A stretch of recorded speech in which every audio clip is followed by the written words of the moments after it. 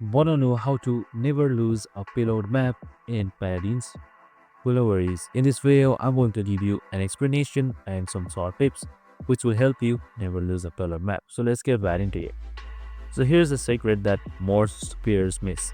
The first fight on payload map decides 80% of the game. So if your team wins the very first team fight and starts pushing the card, your new job is not to all stand on it. One person stays on the payload, preferably on a support or a tank with self-heal, and the other 4 players push up way ahead, so they simply rush in. They do it into the enemy side of the map. So you set up an aggressive defense in front of the payload. So you fight the enemy team in their own territory before they can even get close to the cart.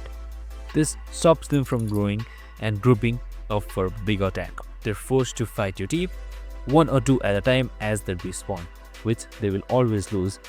Your payload moves for free and the enemy never gets a real chance to touch it. The key is aggression after you win the first fight. Don't get passive. And that's it. I hope this video helped. If it did, make sure to like, subscribe and tune in with us for more of these videos. See you in the next one.